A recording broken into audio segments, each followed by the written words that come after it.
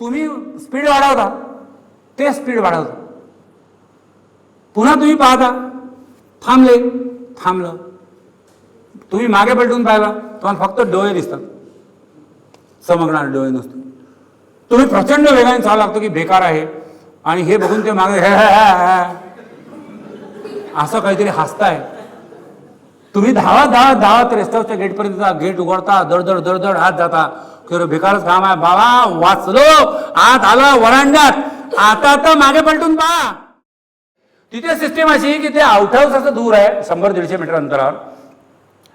तर त्या वॉचमॅनला किंवा त्या गार्डला बोलवायचं, या ऑफिसर तर हे इथे आणि ते आउट हाऊस तिथे, तर त्याला बोलवायचं. तर त्या रेस्ट हाऊसच्या वरांड्यापासून त्या झाडाला तिथे एक घंटी बांधलेली, मोठी पितळेची घंटी मोठी, आणि त्या घंटीला दोर बांधलेला आहे.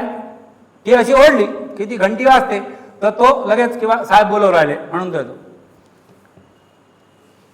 सत्य घटना ही आहे की तिथे कोणी फॉरेस्ट ऑफिसर थांबलेला नसला तरीही रात्री 12 नंतर ती घंटी वाजते. तो मंगरू जातो, यांनाच मागून दिसतं की हा कशाला तरी ओलांडून समोर गेला. तो गेला तिकडून, या साहेब माय मागं या. म्हणजे जातं त्यांना मध्येच एक लाकडाचा ओंडका लागतो मोठा, तो ते ओंडक्याला ते अडकातात. तो म्हणतो या. तो ते त्या ओंडक्यावर हात ठेवतात, तिकडे जायचं सरपटत म्हणून त्या ओंडक्यावर ते हात ठेवतात, ओंडका ओलांडायचा म्हणून. मग त्या लक्षात यार हा ओंडका फारच थंडगार आहे, आता डोंगराच्या आत असेल बा थंडगार. तो थंडगार स्पर्श त्यांना जाणवल्यानंतर त्यांना वाटतं झालं आहे काय. चिदंबरी काकांनी फार मस्त लिहून ठेवलं या लेखाच्या शेवटी की या गोष्टींची इतकी सवय त्या रानकुत्र्यांच्या कळपाला झाली होती की तो 11 कुत्र्यांचा कळप होता, ते टांगसूला त्यांच्यातला 12वा समजायला लागले की शिकार केली, चलो रे भाई टांगसू आएगा उसका हिस्सा लेके जाएगा. गेला का टांगसू, आणि चलो रे भाई अब ये जो बचा कैसा, हा टांगसू यार कुठंच नाही. इतक्या पराकोटीच्या विचित्र प्रसंगातून हे गेलेले आहेत हे सगळं करताना की तुम्ही पुस्तकं वाचा. त्यांची जेवढी पुस्तकं आहेत तेवढी सगळी माझ्याकडे आहेत, हे मी सांगण्याचं कारणच नाही. साहित्य प्रसार केंद्र नागपूर यांनीच त्यांची मॅक्झिमम पुस्तकं प्रकाशित केली. तुम्हाला ती पुस्तकं वाचायला लागली तर बाजारात जा, विकत आणा आणि वाचा. माझ्याजवळ पूर्ण सेट आहे. अरे पण इतकं चांगलं वाचायला मिळतं तर विकत घेऊन काय वाचू नये.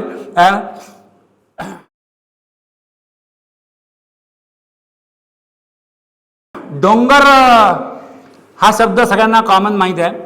पोखर डोंगरी हा शब्द आपण पहिल्यांदा ऐकतो. जसं हाती पागडी हे शब्द आपण ऐकलेला नाही. मोर नाची मी आत्ता मगाही सांगितलं. सांबराचं लोटण हा शब्द आपण ऐकलेला नाही आहे ना. खरमती हा शब्द आपण ऐकलेला नाही. तसा हा पोखर डोंगरी नावाचा शब्द. पोखर म्हणजे पोकळ.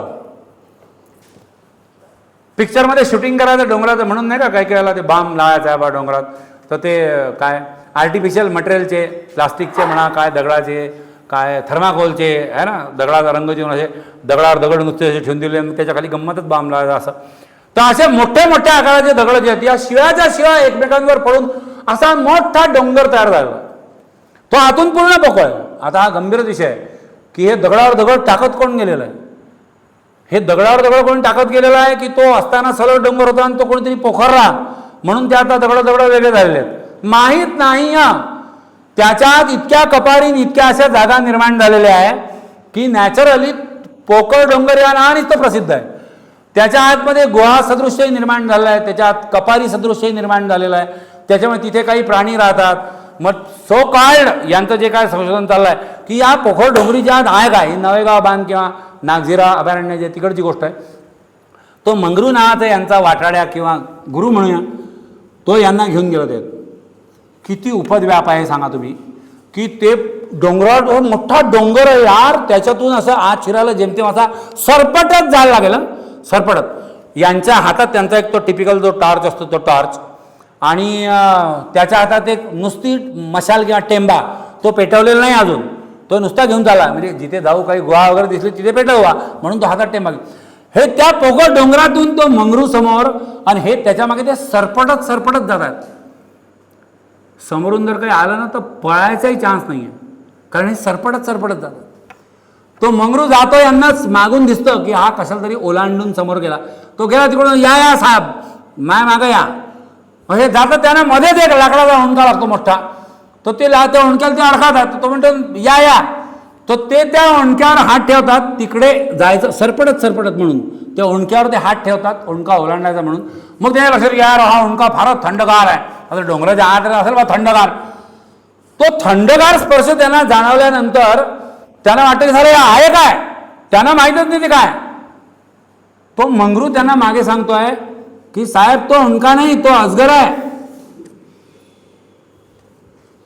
त्याच्या पलीकडचं वाक्य म्हणजे तो मंगरू, मी असं मंगरू म्हणायला नाही पाहिजे नाही का, त्याला असं काहीतरी त्याच्या नावाच्या मागे काहीतरी आदरार्थी लावायला पाहिजे की नाही, है ना. एकेरी नावाने उल्लेख करू नका वगैरे असं आपण 1000 ठिकाणी वापरतो की नाही रे. हां, या लोकांचे किती सहज आपण एकेरी नावात उल्लेख करतोय ना.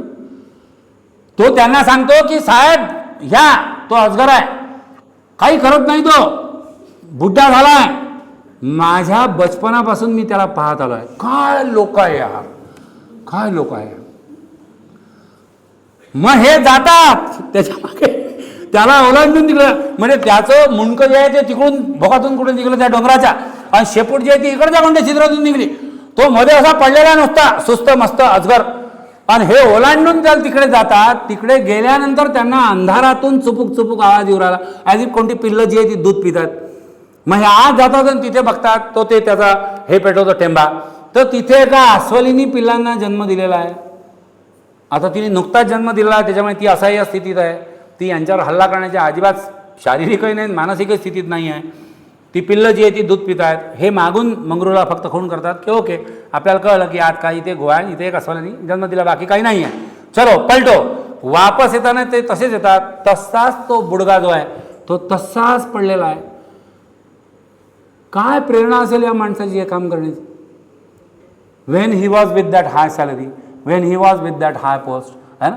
जेव्हा गे हाजी हाजी करायला 1000 लोक, फॉरेस्ट गार्ड, रंगारी, जे जे कोणी आहे ना सरकारी यंत्रणे, ते असे उभे आहे सलाम मारायला. रेस्ट हाऊसवर बसला असता, आबाद काय जे कोंबड्या कुत्रे मारून खाल्ले असते, विषय संपला असता. काही दुसरं काय आहे, कोणी सांगितलं रिकामी धंदे कराल. म्हणजे सरकारी अधिकारी आहे ना, इतक्या मोठ्या रुतब्यावरचा आहे, पण त्याच्यामधूनही मी म्हटलं तसं की सुरुवातीला की त्याच्यातून हे शास्त्रज्ञ व्हायचं हे खूळ कुठून पैदा होऊ शकतं माणसाला. यार कुठली तरी फार आतली प्रेरणा असते, हा ना. आणि ही प्रेरणा त्याच्या पलीकडची तेव्हापासूनच्या सगळ्या डायऱ्या मेंटेन करून 1990 साली हे रिटायर झाले. 90च्या आधी यांची फक्त 2 पुस्तकं प्रकाशित होती. एक आय थिंक जंगलाचं देणं आणि एक अजून कोणतं तरी 1985चं जंगलात देणं. तिसरं जे पुस्तक रानवाटा आलं ज्याला राज्य साहित्य पुरस्कार होता ते 1991चं आहे. म्हणजे नीडलेस टू मेन्शन की त्याच्यानंतरची पूर्ण 18-19 नंतरची आहे. क्या इनिंग चलाया बॉस या आदमीने, है ना.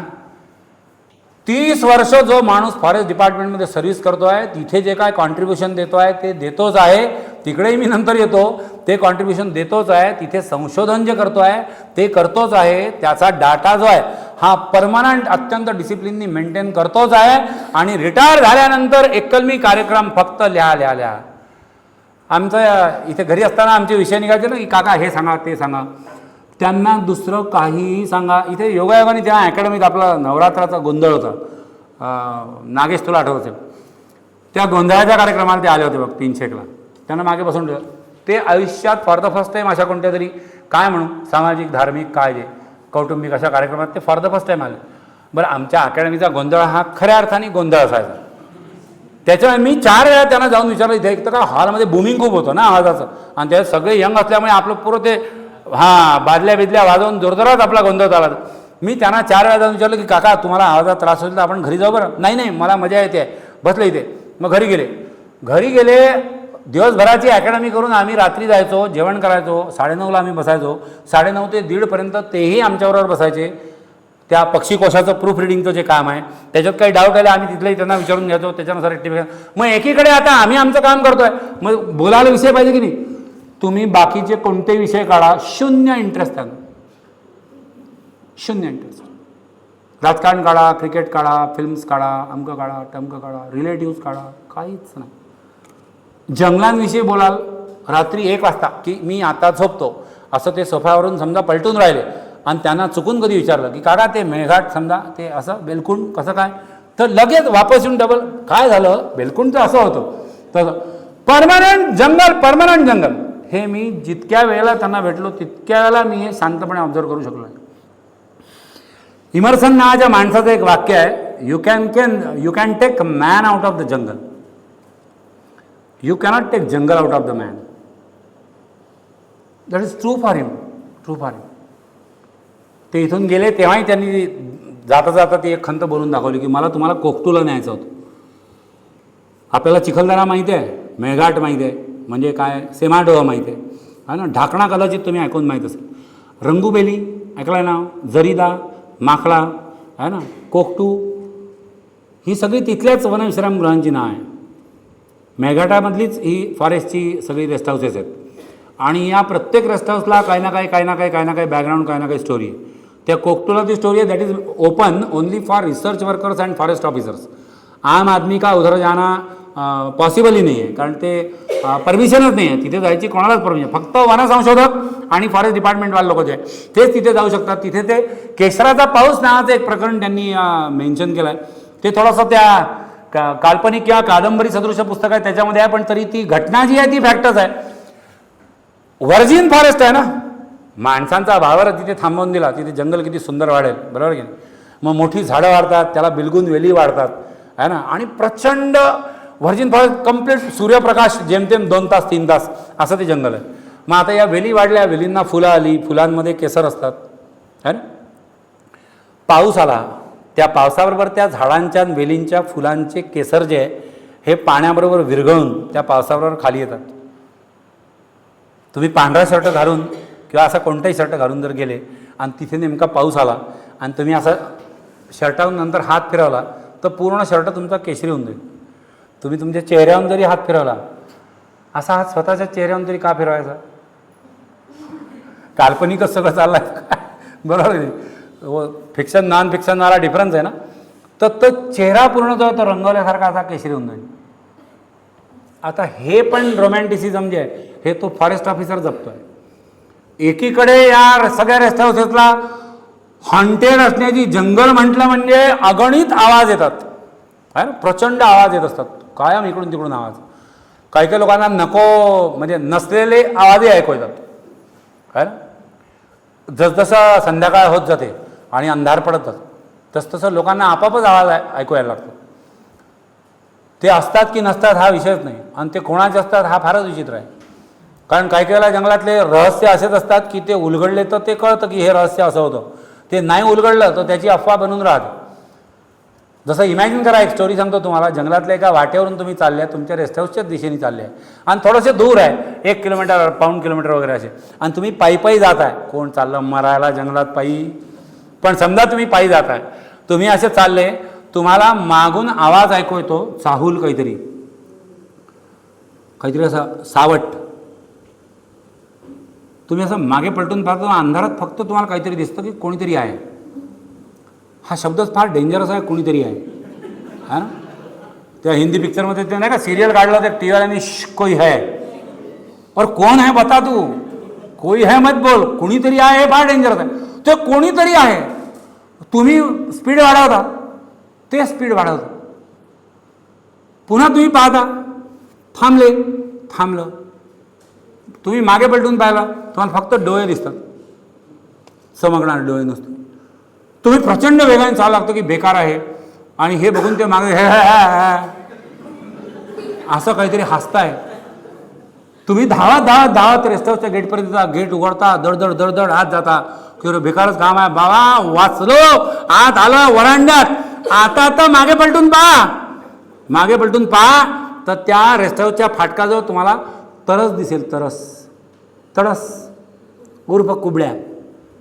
जंगलातलं नाव त्याचं कुबड्या. अत्यंत डिस्प्रपोर्शनेट ज्याचे हात आणि पाय आहे, म्हणजे पुढचे मागचे पाय आहे, असा अत्यंत बोगस दिसणारा, क्रूप दिसणारा असा प्राणी आहे. आणि त्याच्या या काही वाह्यात सवयी आहे. एक फॉलो करणं, कोणाला तरी पाठलाग करणं, आणि दुसरं सगळ्यात महत्त्वाचं, मी मगाशी आवाज काढला तो एक्झॅक्टली तमाम भूताच्या सिरियलमध्ये भूताच्या हसण्याचा किंवा माणसाच्या हसण्याचा जो आवाज येतो तो आवाज हा तरस काढतो. आता रात्री तिच्या मायला जंगलामध्ये अंधारात काही दिसत नसताना जर तसा आवाज आला तर आपण तो शिक्का, अरे बाबा चल, आपल्याला त्या क्षणी हे कळलं की रुको ना, पाचशे लोकांना कुछ नहीं होता नहीं मैं जा रहा तेरे को रुकना, हीच आपली भावना आहे की नाही. मग आता अशा गोष्टी मेळघाटातल्या रेस्ट हाऊस विषयी खूप काही आहे. एक रेस्ट हाऊस आहे मेळघाटचं, त्यांच्या पूर्ण पुस्तकांमध्ये त्यांनी हे पथ्य पाहिलेलं आहे की त्यांनी अशा कोणत्याही कहाण्या लिहिल्या तर त्यांनी असं लिहिलं की मेळघाटामध्ये असंख्य वनविश्रामगृहे आहेत. गरिदा मागला रंगुबेली कोटकूट काय ढाकणा अमकं टमकं ढमकं तरुबांधा आहे ना. अशाच एका वनविश्रामगृहाची ही कहाणी, म्हणजे कंसात कुठली तुम्ही काय टोले ते माहीतच नाही आहे. तर अशाच कुठल्या तरी एका वनविश्रामगृहाची ही कहाणी. तिथे नर्तिका नाचते. आता हे सगळे पुन्हा अनबिलिव्हेबल प्रकार. आणि जंगल म्हटलं तर हे इनसेपरेबल डायमेन्शन आहे. अरे यातलं काही झालं नाही तर जंगलात मजाच काय, बरोबर आहे. त्याच्यामुळे तिथे नर्तिका नाचते. मग आता काही काही बुद्धिप्रधान असतात, कशी काय नर्तिका कुठली होती, अबे मी काय बायोडाटा घेऊन फिरवलं तिचा बावल्या, नर्तिका होती गेली गेली, कोणी आणलं, मी थोडी नव्हतो. अबे जुनी गोष्ट आहे, कोणीतरी आणली नर्तिका, तिचा सो-कॉल्ड मर्डर झाला, कशाहून जाऊ द्या ना ते. हां, ती फिरते त्या एरियात, कोणीही राहत नाही. हे त्यांची जीप घेऊन तिथे गेले. त्यांनी त्यांचा जो आउट हाऊसवाला म्हणजे फॉरेस्टचा गार्ड जो आहे तिथला रखवालदार, त्याला त्यांनी सांगितलं की मी इथे असं असं आज मुक्काम करणार आहे. त्यांच्याबरोबर त्यांचं सगळं बोरी विस्तार सगळं असते, शिधा पेटी अमका टमका सगळं बिलकुल पूर्ण किट घेऊनच फिरतं फॉरेस्टवाले. तर ते गेले आणि त्यांनी सांगितलं की मी थांबणार आहे. तर त्यांनी त्यांना सांगून पाहिलं की साहेब इथं कोणी थांबलं नाही आजपर्यंत गेल्या 30 वर्षात. काय आहे 30-40 वर्षात, काहून बा नर्तिका आहे ना. ते म्हणजे नर्तिका असे जे असेल, मी थांबतोय आता मी दुसरीकडे जात नाही, मी माझं सगळं सामान घेऊन आलो. ते शिधापेटी काढ, त्याचं जे काय आटा बिटा जे काय ते काढ, त्याचं जेवण बनव, मला जेवायला घाल, मी इथे मुक्काम करणार आहे. बेकारच काम आहे ना, होपलेस केस आहे. आता तो काय करतो त्याचा ऑफिसर सांगू आला, झक मारून त्यांनी उघडला दरवाजा. ते टिपिकल दरवाजा उघडणं इथूनच तर स्टोऱ्या चालू होतात. हो ना, कारण असे दरवाजे साले माणुसकीत उघडतच नाही कधी. त्याला तेलपाणी कधी दिलं 70 वर्षापूर्वी. कर उघडला दरवाजा, आत गेला, त्यांनी साफसफाई केली. हे ते समाधान फमाधान जुन्या गोष्टी आहे. म्हणजे मेणबत्त्या फेणबत्त्या ते सगळं लावलं. ते कंदिलाचा स्टँड म्हणतो ना आपण, जुन्या काही मोठे स्टँड होते ना, कंदिलापेक्षा थोडा मोठा असायचा. तर ते स्टँड मेण लावून दिलं त्यांनी. सगळं ते शिधापेटी काढली, सामान काढलं, त्यांना जीव घातलं. रात्री त्यांनी विचारलं त्यांना 8:30-9:30ला की मी इथे झोपू की माझ्याच घरी झोपू. त्यांनी हे मस्त लिहिलं आहे फार. त्याने सांगितलं की नाही तू झोप, मी बघून घेईन इथे. आता ते ठीक आहे, गेला तो. गुड नाईट बॉस सो-कॉल्ड गेला. यांनी ते मच्छरदाण्या लावल्या. असे स्टँड असतात फॉरेस्टचे टिपिकल पलंग. रेस्ट हाऊसेसचे कोणते पलंग रे, फॉरेस्टचे आणि डिपार्टमेंटचे रेस्ट हाऊस वाटले थोडी नाही. मेळघाटामध्ये त्याच्यावर मारा चालू आहे, कोणतं PWDचं कोणतं फॉरेस्ट. असे 4 खांब आणि त्याच्यात ते मच्छरदाणी लावले त्यांनी. आत बसले ते, त्यांनी पाण्याचा तांब्या बिंब्या आणून ठेवला, बसले ते. आता दिवसभराचं सगळं काम झालेलं आहे, दमलेलो आहे. आता काही काम नाही आहे तिथे, काही करण्यासारखंही नाही आहे, कारण लाईनच नाही आहे. बाजूला त्यांचा कमांडो टॉर्च जातो, त्यांनी ठेवलेला आणि ते झोपलेले म्हणजे पडलेले शांतपणे. दुरून त्यांना तो आवाज ऐकू यायला लागला, घुंगरांचा, तुरुंग घुंगरांचा आवाज. हळूहळू तो त्यांच्या जवळ येतो हे त्यांना जाणवला आवाजावर. तर ते असे सावध झाले की कुछ तो भी है गडबड. तो आवाज 4ही बाजूनी फिरतोय, रेस्ट हाऊसच्या 4ही बाजूनी फिरतो आवाज. तो समोर येऊन थांबतो. ती घुंगरं जी आहे ती पायऱ्या चढतात, त्या रेस्ट हाऊसच्या पायऱ्या ज्या आहेत त्या चढतात. त्या चढल्यानंतर त्या रूमला, सोन्या तू घाबरत नाही आहे ना म्हणजे, हां पूर्ण ऐक बेटा, काही नाही होत. तर मी तिला विचारून घेतलं, परिस्थिती बऱ्याच लोकांची असू शकते. त्याच्या आत 4ही बाजूनी वरांडा आहे, मध्ये ती हार्थ वगैरे असते ना, शेकोटी वगैरे अशी उंच धुवा, टिपिकल ब्रिटिश कालीन असं कौलारू याचं.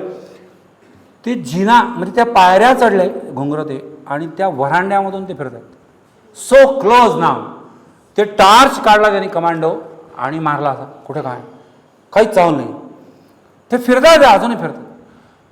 थांबला, काहीच नाही. पुढचे 2 मिनिट. 2 मिनिटांनंतर वरचं कौल वाजलं खळखळ, तिथून घुंगरांचा आवाज छपरात, आणि तिथे ते नाचताय वरती. आणि असं उंच व्हेंटिलेटर, खडकन व्हेंटिलेटर उघडलं एक मुंगूस आत आलं, त्याच्या गळ्याला घुंगराचा पट्टा होता.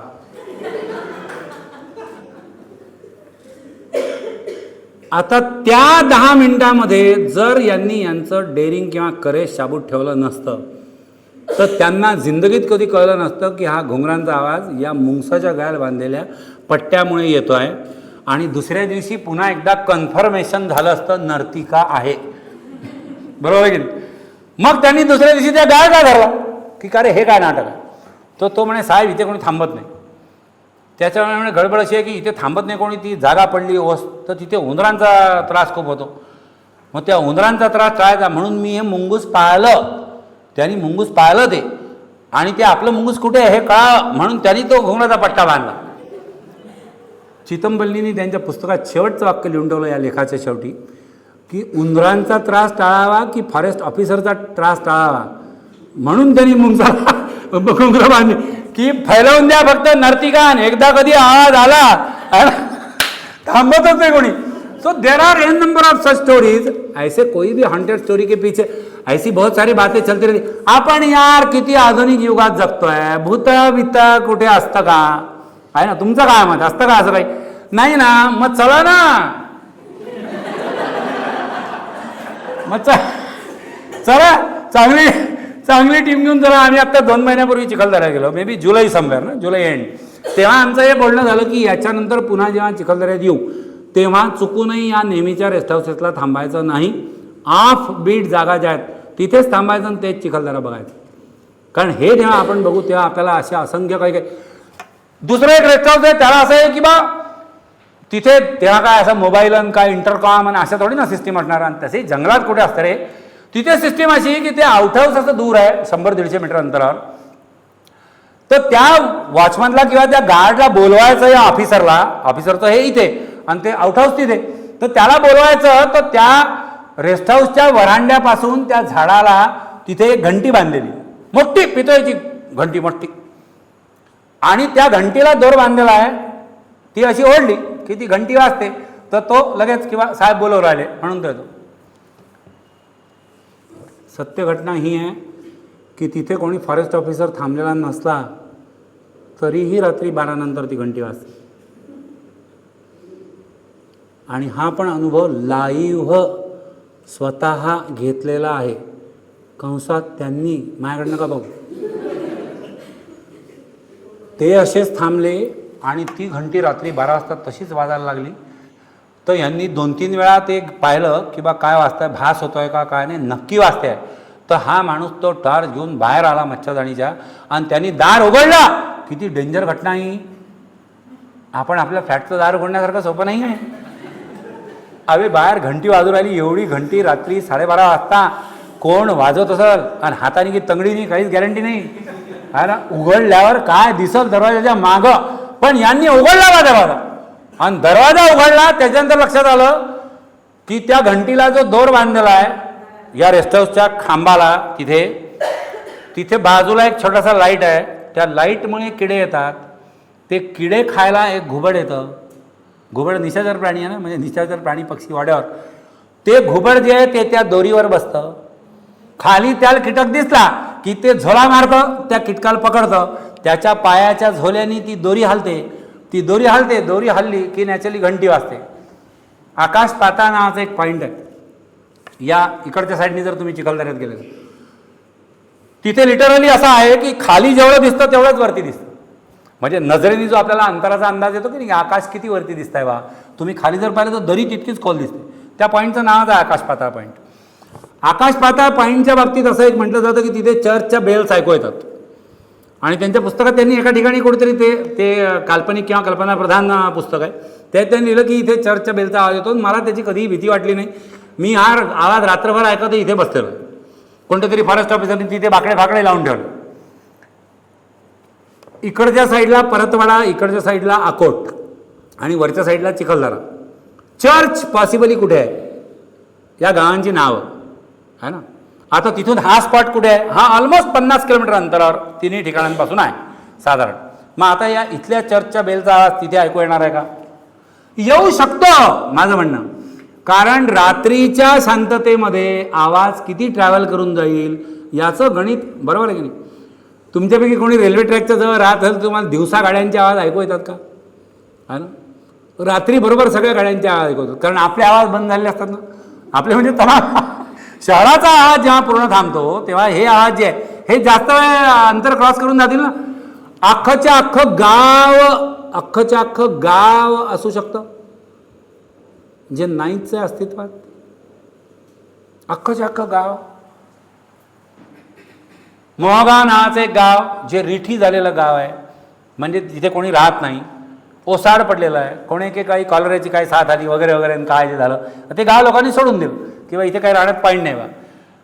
जुन्या विहिरी असतात ज्या ठिकाणी लोकांनी वस्ती केली, त्या विहिरींचा आणि याचा शोध घ्यायला हे गेले आणि ते त्या हत्तींवरून चालले आहेत. 2 हत्ती आहेत, मेघाडात हत्ती आहेत. फॉरेस्ट डिपार्टमेंटकडे माहिती आहे की नाही? हां, काही लोक ते असे नदीच्या याच्यात हत्ती दिसला ते म्हणजे आम्हाला हत्ती दिसला. अरे हत्ती तो फॉरेस्ट डिपार्टमेंटचा भाग, तो जंगलातला थोडी हत्ती आहे. तर ते हत्तींवरून गेले. एका ठिकाणी मुक्काम केला रात्री आणि मुक्काम केला. 2 राहुट्या होते, 3-4 तंबू होते, ते त्यांनी लावले. त्यांच्याबरोबर एक त्यांनी या कादंबरीमध्ये एक पात्र जे रंगवलं आहे ते सुमित्रा नावाचं आहे. तर ती सुमित्रा जी आहे ती एका राहुटीत होती, हे दुसऱ्या राहुटीत होते. म्हणजे हे नव्हतेच, ते माधव असं म्हणूया, कारण ती स्टोरी आहे. तो माधव दुसऱ्या याच्यात होता राहुटीत. ते बाकीचे त्यांचे रान काढून फॉरेस्ट रंगारी जे आहे ते त्यांच्या तंबूमध्ये झोपले.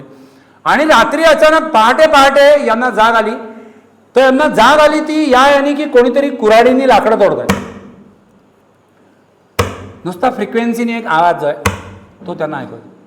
Being a forest officer he knows की यहाँ पे ऐसा कोई गाव ही नहीं है ना जिथे कोणता लाकडं तोडण्याची चाहूल आपल्याला ऐकू येईल. हे नाहीच आहे गाव. ते विचार करतात की असं कसं होतंय. मग कोणीतरी लाकडं फोडत आहे, लोक आपापसात बोलत आहेत, कोणीतरी जात्यावर काहीतरी पीठ दळत आहे आणि हे सगळे आवाज त्यांच्या कानाने कॅच केले किंवा हे अजीब हे सगळे आपण. आणि he is very much worried about scared की अरे यार हे नाही आहे इथे काही, मला माहिती आहे इथून जवळपास कुठे काय किती दूर अंतरावर काय वगैरे वगैरे. त्याच वेळेला ती सुमित्रा जी आहे ते दुसरं पात्र जे आहे कथेमधलं ते त्या दुसऱ्या राहुटीत आहे. जंगलाच्या बाहेरचा माणूस, मुंबई पुण्याचा किंवा आपल्यासारख्या शहरी संस्कृतीचा, इव्हन अकोल्याचा, हा जंगलात राहायला गेला तर त्याला मी सांगितलं नाही ते आवाज ऐकू येतात. तिला ते प्रचंड टेन्स झाली, तिला झोपच नाही येऊन राहिली. तिच्या राहुटीत तिने एक उंदीर पाहिला. तिनेच खाल्लेला बिस्किटचा तुकडा असा 2 पायात धरून तो असा काहीतरी कुरतड करू राहिला. आणि ती त्या राहुटीचा कॉट असतो ना, टेंट कॉट, त्या टेंट कॉटवर पडून ती त्याच्याकडे पाहते. तर अचानक तो उंदीर पळायला लागला. तो त्या उंदराला पळताना बघून तिच्या मनात आलं की ॲज इफ तो उंदीर मी तर हल्ली नाही, तर हा उंदीर अचानक का पळाला. याचा अर्थ त्या उंदराला असं वाटलं की तिसरं कोणीतरी आहे त्या तंबूमध्ये, तिसरं कोणीतरी आहे. मी, तो उंदीर आणि तिसरं कोणीतरी. त्या तिसऱ्या कोणीतरीला बघून तो पळाला. आणि नंतर जे काय तिची सटपटली तो तिला झोपच येण्याची झाली. तोपर्यंत पहाट झाली, आवाज सुरू झाले.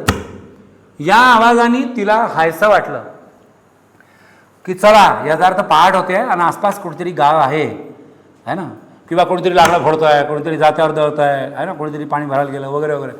काय विचित्र असतं जंगल यार.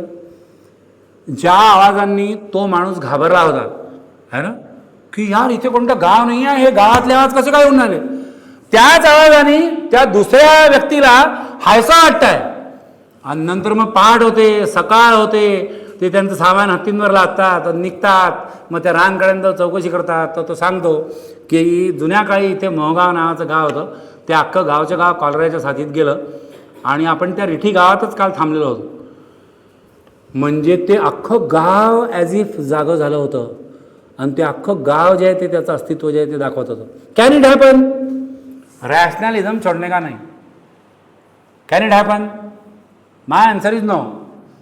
माय answer is this, there are so many probabilities. काय होतं, एखादं गाव असा डोंगर आहे आणि डोंगराच्या पायथ्याशी खाली वसलेलं असेल है ना, तर ते गाव दिसणार नाही पण त्याचे आवाज जे आहे ते तर ऐकू येतील.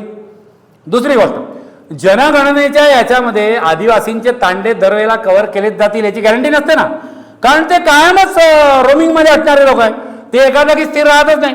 असा कोणता तरी तांडा त्या एरियात असेल ज्याची नोंद झालेली नाही फॉरेस्ट डिपार्टमेंटमध्ये आणि त्यांच्या तांड्याहून तो आवाज आला, तर याच्यात आश्चर्य वाटण्याचं काही कारण नाही. तिसरं, मी मगाशी म्हटलं तसं की आसपास जे कोणतं गाव असेल, एरवी तिथले आवाज येत नसतील, रात्रीच्या शांततेत ते आवाज येऊ शकतात आरामात आणि तसेच ते आवाज असतील. या सगळ्या आवाजांच्या मुळापर्यंत जाण्याचं डेअरिंग जे आहे हे नसेल आपल्याला पाहिजे. आपण जंगलांमध्ये जातो ते पर्यटक म्हणून जातो, काही लोक वनमित्र किंवा पक्षीमित्र म्हणूनही जात असतील, काही लोक संशोधक म्हणूनही जात असतील, काही लोक फॉरेस्ट ऑफिसर म्हणूनही जात असतील. मला असं वाटतं की प्रत्येकाची याच्यापैकी प्रत्येकाची जबाबदारी ही वेगळी. आपण मॅक्झिमम वेळेला पर्यटक म्हणून जरी जात असू तरी किमान आपल्या हातून जंगलांचं काही नुकसान होत नाही आहे एवढं तर पर्यावरणविषयक जो काय प्रिकॉशन आहे ती तर आपण घेऊ शकू ना यार. हे लोक काय फॉरेस्टवाले किंवा सायंटिस्ट लोक हे तर काय करतात, मी सांगितलं ना की याला काही लिमिटच नाही आहे. You can refer to any book and I promise की पुस्तक पूर्ण संपवल्याशिवाय तुम्ही ते पुस्तक खाली ठेवणार नाही. मी ही सगळी पुस्तकं किती वेळा वाचली याचं काउंटिंग करणं मी सोडून दिलेलं आहे. इतक्या वेळा मी ती वाचली आणि याचं प्रत्येक पान हे प्रचंड इन्फॉर्मेटिव्ह, म्हणजे आजकालचा तुमचा शब्द वापरायचा तर इन्फोटेनमेंट, इन्फॉर्मेशन अँड एंटरटेनमेंट याचं कॉम्बिनेशन. प्रत्येक page that is purely infotainment. जितना चाहिए उतना इन्फॉर्मेशन दे लो, जितना चाहिए उतना एंटरटेनमेंट कर लो. जेन गुडाल मगाशी मी नाव घेतलं, चिंपांजींच्या कळपात ती राहिली. आदिवासींचा प्राण्यांचा विश्वास हळूहळू बरोबर संपादन करता येतो. हे लोक जे आहेत हे त्या लेव्हलपर्यंत पोचलेले असतात. इतके वर्ष चिंपांजींच्या कळपात राहिल्यानंतर हळूहळू त्यांचं काय लाईफस्टाईल समजून घेताना त्या जेन गुणांनी त्या चिंपांजींच्या मनात स्वतःविषयी एवढा विश्वास जागृत केला की ते चिंपांजी जे आहे हे नॅचरली त्या जेन गुणाला मानायला लागले. एक दिवस चिंपांजींची एक मादी आली आणि तिचा हात धरून तिला ओढत घेऊन गेली एका झुडपात, आणि त्या झुडपाकडे ती घेऊन गेली तिला आणि तिने तिला दाखवलं. त्या चिंपांजीनी त्या मादीनी नुकतंच पिल्लांना जन्म दिला होता. तिने त्या जेन गुडाला हाताला धरून आणलं आणि तिला दाखवलं की हे बा, दिस इज माय क्रिएशन. इतका विश्वास स्वतःच्या पोरांविषयी का स्वतःच्या पिल्लांविषयी ते तर सगळ्यात जास्त प्रिकॉशनरी असतील ना. सबसे ज़्यादा प्रोटेक्शन तो बच्चों को ही लगेगा, है ना. तिला जेन गुडाला इतका विश्वास त्या चिंपांजींविषयी, चिंपांजींचा एवढा विश्वास जेन गुडावर की ती नेऊन त्यांना दाखवते. आपल्याकडे नाही बाळ झालं तर आपण फोन करतो असंच झालं, लगेच आपण हॉस्पिटलमध्ये पाहायला जातो, वा वा वा असं. So Jane Goodall can enter in the chimpanzee camp to this extent. ये बिलीफ आहे. मग ती जेन गुडाल होती यार बाहेरची, म्हणून हे चर्चा चर्वण झाली. 1000 जिओग्राफिकच्या पुस्तकांमध्ये मासिकांमध्ये लिहिलं गेलं असेल. Is that happening only in the outside world, outside to India? No, it is happening in India again. Tangsu Mahajan नावाचा आदिवासी रान कुत्र्यांवर संशोधन केलं यांनी, त्याच्यावर त्यांचा साथीदार. इंडियन इन्स्टिट्यूट ऑफ सायन्सनी रिपोर्ट दिला की रानकुत्री ही हरणं मारतात म्हणून रानकुत्र्यांची शिकार करा, कारण हरणांच्या जातीचं वाचणं जे आहे हे महत्त्वाचं आहे. काढला कोणतरी फतवा, रानकुत्र्यांच्या शिकारी सुरू झाल्या. मग यांनी त्याचं संशोधन जे त्यांनी केलेलं तोपर्यंत त्याच्यावरून त्यांना वाटलं की रानकुत्री ही नॉर्मली हरणांना खात नाही. हरणं जी असहाय्य झाली, म्हातारी झाली, अनेबल टू रन अवे झाली, ती यांचं भक्ष्य म्हणून पकडल्या जात असतील. अदरवाईज ते रानडुकरं खातात रानकुत्रे, किंवा काय माकडं खातात, मग काही सांगितलं तसं, बाकी ससे खात असतील, ती सांबरं खात नाही. मग हे प्रूव्ह कसं करायचं? नुसत्या म्हणण्याला काही अर्थ नाही. म्हणून ते त्या टांगसू महाजन बरोबर रानकुत्र्यांच्या कळपामागं फिरले संशोधन करत, की त्यांचाच मागोवा घ्यायचा फक्त रानकुत्र्यांच्या कळपांचा, की कहाँ जाते, क्या घुमते, किसको पकडते, किसको खाया, किसको मारा, त्यांच्या विष्ठा गोळा करा, त्याच्यात अवशेष सापडतात प्राण्यांचे, नाही का, हे सगळं संशोधन करत दिले. तो टांगसू महाजन विचित्रच आहे यार. तो शिकारीवर जगायचा. मग वन्य प्राणी संरक्षण कायदा आला, त्याच्यामुळे शिकारी अधिकृतपणे बंद झाला. मग आता शिकारी बंद झाले तर काय करायचं? तो रानकुत्र्यांच्या कळपामागे हिंडतो. रानकुत्र्यांची त्याची चांगली मैत्री आहे आणि रानकुत्र्यांना हुसकावून कसं लावायचं हेही त्याला माहिती. तो त्या कळपाच्या मागे हिंडतो. रानकुत्री कुठेतरी धरतात काहीतरी, रानडुक्कर जे काय असेल ते, त्यांनी काहीतरी शिकार केली की हा मागून त्यांना हुसकावून लावतो. मग तिथे जाणार, त्याच्या कमरेचा जो आहे तो सुरा काढणार आणि ती जी शिकार केली त्याच्यातून फक्त 2-2.5 किलो मांस जे आहे तेवढं तो कापून घेणार स्वतःच्या निर्वाहापुरतं. हा अट्टास नाही आहे ना. खींच लो मिल गया तो, है ना. कोण कल्चर आहे जास्त? आपण लोक नागरी संस्कृतीचे, की आपण ज्यांना फर्टिचर समजतो ते हे आदिवासी. आपण बोंबा मारायचा फक्त, आहे ना. अहिंसा सत्य अस्तेय ब्रह्मचर्य असंग्रह, आहे ना. संग्रह करू नका, बरोबर की नाही, आहे ना. शिकलं कोण आहे? आपला अव्यापाराशी व्यापार संपतच नाही आहे वस्तू गोळा करण्याचा. आणि त्याला उद्या खायचं काय याची भ्रांत असेल, पण त्याची चिंता नाही आहे. तो त्याला लागेल तेवढं 2-2.5 किलो मांस जे आहे ते तो कापून घेईल आणि तो चालला जाईल. तो गेल्यानंतर रानकुत्री येतील वापस आणि ती उरलेली शिकार जी आहे ती खाऊन फस्त करतील. चितमपल्ली काकांनी फार मस्त लिहून ठेवलं या लेखाच्या शेवटी की या गोष्टींची इतकी सवय त्या रानकुत्र्यांच्या कळपाला झाली होती की तो 11 कुत्र्यांचा कळप होता ते टांगसूला त्यांच्यातला 12वा समजायला लागले की शिकार केली, चलो रे भाई टांगसू आएगा उसका हिस्सा लेके जाएगा, गेला का टांगसू आणि चलो रे भाई अब ये जो बचा कैसा, हा टांगसू यार कुठंच नाही. We will talk about Kenneth Anderson, will talk about काय झेन गुडा, will talk about Hugo Woods, will talk about all the western culture and their development. I am not rejecting them. What I am suggesting की आपल्या इथे पण हे काम करणारे लोक असतील, याची दखल आपण तेवढ्या प्रकर्षाने घेतली आहे का? ही दखल घेणारा पहिला माणूस जो मी पाहिला तो हा आहे, चितमपल्ली. आणि irrespective of he being all that officer and scientist and writer and poet and all, त्याच्या बावजूद त्यांची पोरगी चितमपल्ली काकांची छाया, स्कूल गोईंग चाइल्ड, 5-6 वर्षाची 7 वर्षाची छाया, त्यांच्या घरी त्यांनी एक हरणीचं पाडस पाळलं, म्हणजे फिमेल हरिणी ती पाळली, तिला नाव दिलं मनोली. ती मनोली लहानपणापासून छायाबरोबरच वाढली. ही कशी आहे? तशी एवढीच आहे ती तिच्याबरोबरच वाढली मनोली. छाया जेवणार तेव्हाच मनोली जेवणार. मग जेवण खाण झालं, आंघोळी झाल्या, काय झालं, मग ती दप्तर घेऊन छाया शाळेत जावी.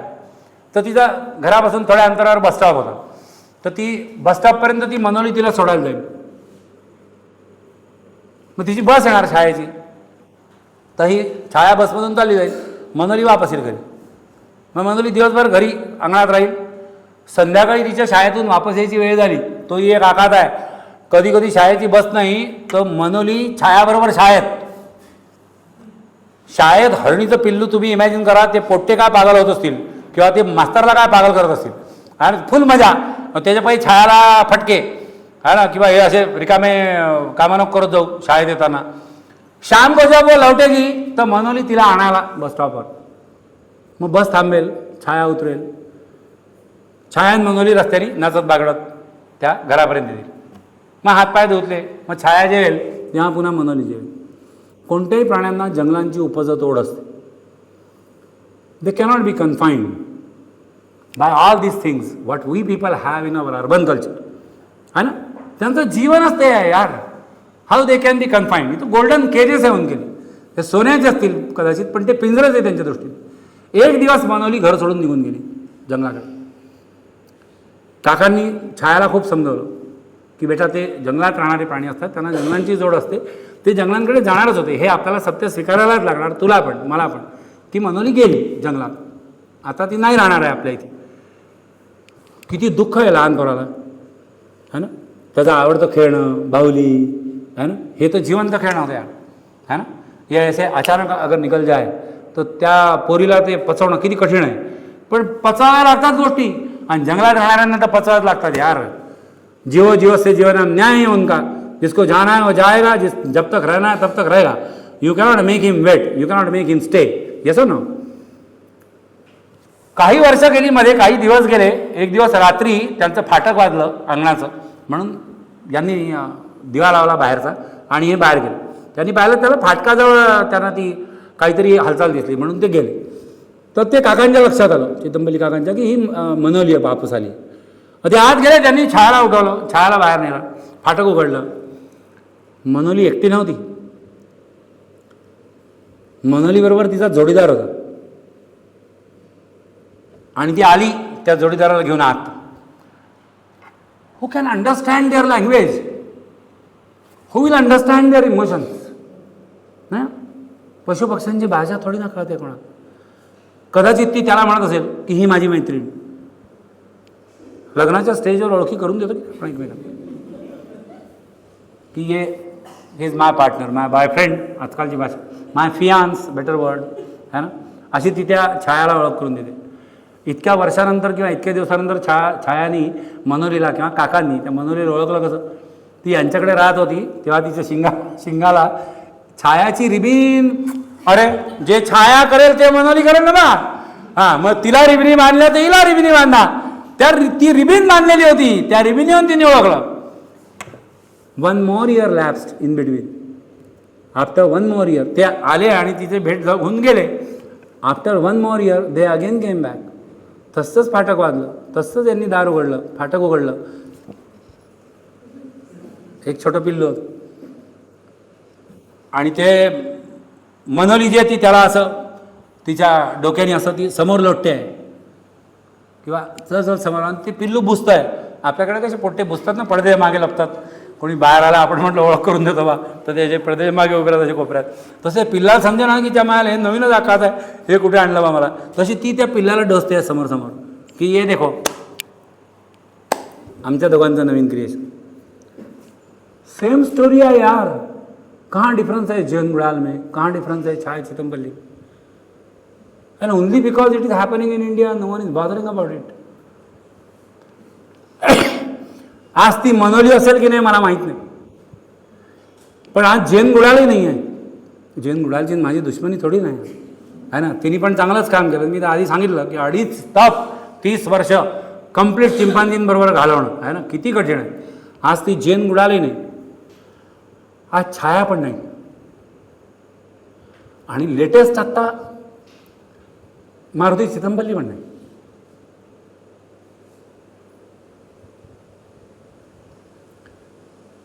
मी मगाशी म्हटलं ना की याचं टायटल हे का नाही की अरण्य ऋषी किंवा मारुती चितमपल्ली या व्यक्तिवाचक टायटलने मी का बोलत नाही आज. मी तसं बोलायलाच नको आहे. त्यांनी जे मला सांगितलं त्याच्यामुळे. त्यांचं म्हणणं होतं की ही परंपरा यार, अजमुनी, पालकाप्पे मुनी, सत्यकाम जाबाली, मग ह्युगो वुड्स नाही का, मग जैन गुडाल, मग जॉय ॲडम्सन, मग आता हे डॉक्टर सालिम अली, मारुति चितमपल्ली. ये एक परंपरा है, ट्रेडिशन लंबी. मैं कोई अकेला थोड़ी ना हूँ कि जिसने ऐसा कुछ काम कर दिखा. या परंपरेचा मी एक पाईक आहे, मैं एक कडी हूँ शायद, है ना, या पूर्ण मोठ्या लिंगची किंवा शृंखलेची मी एक कडी आहे. त्या कडीचं का कौतुक? इतकी व्यक्तिपूजा का व्हावी? व्यक्तीची पूजा करण्याचं गरज नाही. हे कोण म्हणताय यार, one who was a government officer, है ना. व्यक्तिपूजा होऊ नाही हे कोण म्हणताय? लोक गव्हर्नमेंट ऑफिसर होता यार, है ना. इथे हाजी करण्यात जिंदगी झाली लोकांची यार, है ना.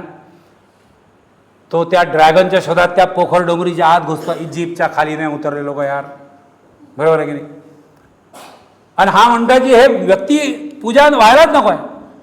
त्या कामाचं महत्त्व समजून घ्यायला पाहिजे, कारण काम पुढे जाणं गरजेचं आहे. हे सर ना, हे काम पुढे जाईल तेव्हा ते संशोधन पुढे जाईल, तेव्हा सगळ्यांचंच लाईफ चांगलं होईल ना. कुठेतरी हे वाईट वाटतं ना की शिकारीवर जो जगत होता, सरकारने कायदा केला वन्यप्राणी संरक्षण कायदा, म्हणून त्या टांगसू महाजनला अजिब किंवा भुकमरीची पाय आली. मग सरकार काय निर्णय चूक की बरोबर? अरे सरकारने काहीतरी ठरवून केलं असेल ना, निर्णय चूकच हा असेल. त्यांना अजून चांगल्या याच्यात काय आणायचं म्हणून सरकारला काही वेळेला बंधनकारक निर्णय घ्यावे लागतात. कारण नाही तर अशाच बेछूट शिकारी गरजेपोटी जे करत होते तो भाग वेगळा. शौकानी शिकारी करणारे किती लोक होते? भारतातले 3 अष्टमांश वाघ फक्त संस्थानिकांनी मारले रे. आणि वाघ became the endangered species all over the world. अख्ख्या जगामध्ये जुना डाटा सांगतोय, 2600 वाघ जेव्हा होते तेव्हा 1950 वाघ भारतात होते. Lowest number of tigers in the world. म्हणजे बाकीचे 700 ऑल ओव्हर 200 कंट्री विखुरलेले होते. फक्त भारत असा होता जो वाघांना वाचवू शकला असता, किंवा वाघांची जमात जी आहे ती नामशेष होण्यापासून तो वाचवू शकला असता. प्रोजेक्ट टायगर जर निघालं नसतं तर जगातले वाघ संपले असते. जसं पिंक हेडेड डक, अरुण बाड्डा संपला. खूप सारे पक्षी, खूप सारे प्राणी एक्सटिंक्ट स्पीसीजमध्ये गेले. तो 1900चा आकडा thank God and thanks to government की तो लोएस्ट आहे असं मी म्हटलं. कारण तेव्हापासून वाघांची संख्या ही दिवसेंदिवस नॅचरली वाढत चालली आहे. आणि Project Tiger is really doing good in spite of the fact आपण जे काय मध्ये मध्ये पेपरला होतो कुठेतरी शिकार झाली वाघाची, काय 2-3 वाघांचे काय डेड बॉडी सापडल्या वगैरे, तरी काम चांगल्या याच्यात चालू आहे. आणि ह्याच्याकरता काही कायदे जे आहे हे करणं जरुरी होतं. संशोधकाचा पिंड ज्यांचा आहे त्यांनी जंगलात नुसतं न जाता आपापल्या पातळीवर आपापल्या शुद्ध शब्द वापरतो कॅपॅसिटीवर किंवा अवकातीत जेवढं शक्य आहे तेवढं संशोधन करावं. मुंग्यांपासून जर संशोधन करायला स्कोप असेल आहे की नाही, तर प्रत्येकाने काय प्रोजेक्ट टायगरवर संशोधन केलं पाहिजे. आणि असं बिलकुलच जरूर नाही आहे. कौन कहाँ किसका वर्क लाइफ का बैलेंस क्या, कौन क्या फिलॉसफी झाड़ेगा, ये भी बात बता देता हूँ and then I will take your leave. तो दिवारू आहे त्या इटिया डोहाचं धरण जिथे झालं तिथला, त्या डोहावर तो मासेमारी करतो, तो यांचा जुना सहकारी कम गुरु वगैरे. हे रिटायरमेंटच्या नंतर कधीतरी त्यांच्या कामाकरता संशोधनाकरता लिहायचं म्हणून ते पवनीला गेले किंवा आसपास कुठेतरी गेले आणि त्याला कळलं तर तो त्यांना भेटायला येणार. त्याला 100 रुपये रोज मिळायचा तेव्हा त्या मासेमारी करण्याचा, त्याच्यावर त्याची गुजराण आहे. तो आला रेस्ट हाऊसमध्ये बसलेले, तो आला, अरे आला दिवारू ये. हां, मग ते म्हणते आज मासेमारीला नाही गेला का? तो म्हणता नाही, तुम्ही आल्याचा कळला म्हणून मी आला. अरे मग तिकडे काम बंद करून कसा काय आला? तर तो शांतपणे सांगू शकतो की एकमेकांचं मन निर्लाह आहे, तुम्ही आल्याचं कळला मग येणार कसा नाही. जीवन पाण्याचा बुडबुडा कधी फुटायचा काय नेम आहे.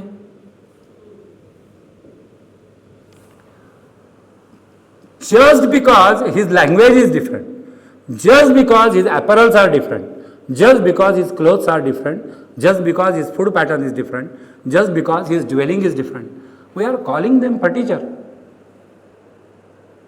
ये तो फिलॉसॉफी भी बता रहा है. मग तो टॉक पुढे जातो कसं काय काय, किंवा तू मासेमारी करतो, तुम्ही लिहिता, त्यांना एकमेकांविषयी आदर आहे, एकमेकांच्या संस्कृतींविषयी आदर आहे. मग ते त्याला गंमत म्हणून आपटात की दिवारू माझ्याबरोबर राहशील का, माझ्याबरोबर राहा, मी नोकरीत घेतो तुला, चाकरीत आहे ना, जास्त पगार देईन तुला. इथे किती मिळवतो समजा 100 रुपये आहे ना, तुला जास्त पगार देईन. तर तो म्हणतो नाही नाही, तुम्ही जे करता तो तुमचा नाद आहे, तो तुमचा अभ्यास आहे, तो तुमचा नाद आहे. मी जे करतोय ते माझं जीवन आहे. आणि जीवनाबरोबर काडीमोड घेणं म्हणजे मरणच की. हम में से कितने लोग हैं जो हाई सैलरीड ऑफर इतना इजीली काय रूट आउट कर सकते नाही. संस्कृती आहे पुन्हा, त्यांची एक वेगळी, आपली एक वेगळी. काय सांभाळून ठेवायचं याचेही हिशोब आपल्याला कधीतरी करायला लागतात ना. हे त्या आदिवासी लोकांनी शांतपणे केलेले असतात यार. They don't have to talk about work life balance. Yes और नो? मेरे को एज ए इंडस्ट्रियल ट्रेनर जाना पड़ता कहीं, फिर बात करना पड़ता वर्क लाइफ बैलेंस कैसे करना है ना. तुम्हारे आसपास के लोगों को भी इम्पॉर्टन्स देना है, तुमच्या आसपासच्या घडणाऱ्या घटनांवरही तुमचं महत्त्व तुम्हाला देता आलं पाहिजे. Not only you and your salary are the important things, not only you and your work is important thing. तो म्हणतो मासेमारी करणं हे कवन करण्यासारखंच आहे की. एका वाक्यात संपलं ना वर्क लाईफ बॅलन्स आहे की मासेमारी जी मी करतो ते काव्य करण्यासारखंच आहे. ते मी जे जगतोय तेच माझा छंद आहे, तोच माझा ध्यास आहे, तेच माझं वेड आहे, तेच माझं मिशन आहे, तेच माझं सगळं आहे, तोच माझा फावला वेळ आहे, तीच माझी रोजंदारी पण आहे, तीच माझी जगराहाटी आहे, तेच माझे संस्कार आहे आणि तीच माझी संस्कृती आहे. How many time this can happen with us? If at all such people are there. So असा कोणीतरी मंगरू, असा कोणीतरी दल्लू, असा कोणीतरी लठ्ठू, असा कोणीतरी सुका आहे ना. काय पातळीवर जगलेले लोक आहेत ते. ज्ञान तपस्वी म्हणतात. चितमपल्ली काकांनी शेवटचं वाक्य त्याच्यावरचा जो लेख लिहिला, दिवारू हेच त्या लेखाचं नाव, त्याचे त्यांनी शेवटचं वाक्य लिहून ठेवलं की खरं गोष्ट आहे. तो म्हणतो मी चाकरी करायचा नाही, मासेमारी करण्यातच माझं जीवन आला, त्याच्यातच मला मरण येणार, हे तो त्याच्या भाषेत सांगतो. ते म्हणतात की खरी गोष्ट आहे तुझी दिवारू, चाकरी तू करायलाच नको, चाकरी माझ्यासारख्यानी करायला पाहिजे, चाकरी माझ्यासारख्या ज्ञान भिक्षूनी करायला पाहिजे, तुझ्यासारख्या ज्ञान तपस्व्याची. इतका मोठा टॉवरिंग माणूस. काही मी पुरस्कारांची नावं किंवा पद्मश्री वगैरे पुन्हा सांगत नाही. प्रत्येक वेळेला पुरस्काराच्या नावात तरी त्या माणसाचं मोठेपण कुठे कळतं यार आपल्याला, है ना. आणि ते पुरस्कार मिळण्याच्या आधी एक दिवस आधी काय ते नसतात की त्यांचं अस्तित्व इतकं खुजं किंवा कमजोर असतं, आणि एक दिवसानंतर त्यांना पुरस्कार मिळाल्यानंतर एकदम ते मोठे होतात. ना ना ना ना ना, ऐसा नहीं है. ऐसा नाही आहे. पुरस्कार हे आपाप येत जाणारे माइलस्टोन्स असतील यार वाटांवर, पण त्या वाटांवर अव्याहतपणे चालण्याचं धार्ष्ट्य, धाडस, साहस, पेशन्स, परसिव्हरन्स, डिवोशन, कन्व्हिक्शन, सालो साल, इतनी साल, 40, 50, 60, 70, 81 वर्षाचे ते झाले. तेव्हा नागपूरला मारुती चितमपल्ली मित्रमंडळ आणि त्यांच्या 81व्या वर्षानिमित्त एक कार्यक्रम ठेवला होता. तोपर्यंतही ते त्याच्यातच होते शेवटपर्यंत. ते पक्षीकोश संपल्यानंतर मत्स्यकोश संपल्यानंतर काय वृक्षकोश, कोकणात जाऊन तिथल्या माशांविषयीची माहिती म्हणजे मासोळ्यांविषयीची माहिती जी आहे ती पण संकलित करून त्यांनी छापली. मी मगाशी म्हटलं that will be ever greatest legacy of Maruti Chitampalli, greatest legacy of Maruti Chitampalli to all over entire world, not only to India, not only to forest lovers, not only confined up to the region of Naveghat and Meghat and Navegaon Bandh and नागजिरा. इतना legacy create करके गया आदमी हो. आणि तो इतका मोठा माणूस या लोकांना साक्षात तो म्हणतो की तुम्ही ज्ञान तपस्वी आणि मी ज्ञान भिक्षू. बरं झालं ते अरण्य ऋषी आहेच, हे पुन्हा मी नव्याने डिक्लेअर करण्याची काय गरज होती. मला या दोन कल्चरमधला जो फरक आहे किंवा या दोन कल्चरमधलं साम्य जे आहे तेच दाखवायला पाहिजे होतं. एकीकडे क्रूर वाटणारा जीवसे जीवनांचा न्याय आणि एकीकडे काय कशा करता सांभाळायचं आणि काय कशाची चिंता न करता झुगारून द्यायचं हे इतक्या शांतपणे शिकवू शकणारी ही माणसं आहेत. म्हणूनच तो नवेगावांच्या बंधाऱ्यावर बसून राहतो. झोलबा नावाचा एक ढिवर किंवा कोळी, त्याची हयात गेली तिथे मासेमारी करण्यात. आता तो म्हातारा झाला, त्याला दिसत नाही फार दूरवरचं, तरी तो त्या धरणाच्या काठावर येऊन बसतो. ते पाणी, तिथला तो वारा, तिथली हवा, तिथली शांतता ही कदाचित त्याच्याशी बोलत असेल. He is out of his census. सकाळी कोणीतरी त्याला नेऊन बसवतो फक्त त्या भिंतीवर आणि तो बसतो तसा. ही डझंट अंडरस्टँड एनिथिंग नाव. शेवटच्या वेळेला हे जेव्हा त्याला भेटायला गेले चितमपल्ली काका, तेव्हा त्यांनी त्यांनाही ओळखलं नाही किंवा अरे मी आलो आहे तुझा साहेब. तो त्या कक्षेच्या बाहेर गेला होता. मग त्याच्या बाजूने जाणाऱ्या म्हणजे घराच्या बाजूने जाणाऱ्या एका माणसाने त्यांच्याजवळ येऊन सांगितलं, साहेब त्याला समजणार नाही तुम्ही आलात हे, त्याला देवभूल पडली आहे.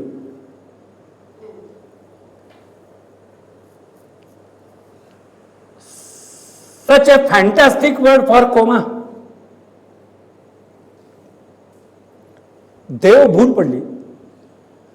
त्याच्यापर्यंत कळणारच नाही, त्याच्यापर्यंत पोहोचणारच नाही की तुम्ही आले किंवा काय झालं काय नाही. ये एक कल्चर अपने ही कल्चर में, अपने ही कल्चर से कुछ मील पास या कुछ मील दूर आपण ठरवलं तर एवढं मोठं लिटरेचर आपल्याला अवेलेबल, हे आपण जेवढं वाचत जाऊ तेवढं त्याच्यात रममाण होत जाऊ. आणि ॲटलिस्ट त्याच्यानंतर एक करूया, आपल्याला आपली संस्कृती आलापासून बदलायची आहे.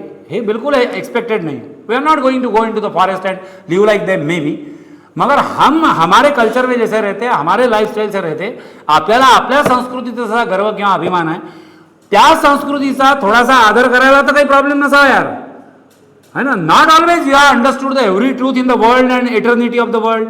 Not perhaps where do they live they no more, where do we live we no more. इतनी सिंपल बात. त्यांना नाही कळणार हे की लिफ्ट आहे ना अशी खालतीवरती बटन दाबलं तर कशी जाते, कारण ते त्यांच्या कल्चरचा पार्ट नाही आहे. आपल्याला हे नाही कळणार आहे की तिथल्या जंगलातल्या वाट्या कोणत्या कुठून कशा जातात आणि त्याचे मार्ग कसे बदलतात. चालता चालता एखादी त्यांच्या बिलीफ सिस्टीममध्ये असणारी भुलन वेल, एक क्रीपर भुलन वेल, ती तुमच्या ओलांडण्यात आली तर जंगलातल्या वाटा तुम्हाला सापडत नाही. त्यांचा बिलीफ आहे तो. I don't know whether it is true or not, पण ती भुलन वेल ओलांडली तर तुम्हाला चकवा लागला म्हणतो की नाही आपण, तसं तुम्ही जंगलात गळप होतात तुम्हाला रस्ताच नाही सापडत बा असं. आपण तिथे गेल्याशिवाय ती भुलनवेल काय हेही आपल्याला कळणार नाही आणि ती ओलांडल्याशिवाय असं काही होतं की नाही हेही आपल्याला कळणार नाही. इथे आपण आपल्या एसीच्या घरात बसून my God so rubbish such भुलन वेल्स डू नॉट एक्झिस्ट असं बोलणं हा त्या संस्कृतीचा अपमान आहे असं मी समजतो. अशी भुलनवेल असेलच असं माझं बिलकुल म्हणणं नाही आहे, पण संशोधनाचा गाभास तो असेल की आंधळेपणाने कोणती गोष्ट ॲक्सेप्ट करू नका, त्या आंधळेपणाने कोणती गोष्ट रिजेक्टही करू नका. ती भुलनवेल असेल किंवा नसेल, मारुती चितमपल्ली ही एक भुलनवेल आहे. त्यांचं साहित्य ही एक भुलनवेल आहे. तुम्ही ही पुस्तकं वाचायला काढा, नाही कधी आसपासच्या जगाचा तुम्हाला विसर पडला तर मग मी हारलो एवढं बोलतो आणि थांबतो. धन्यवाद.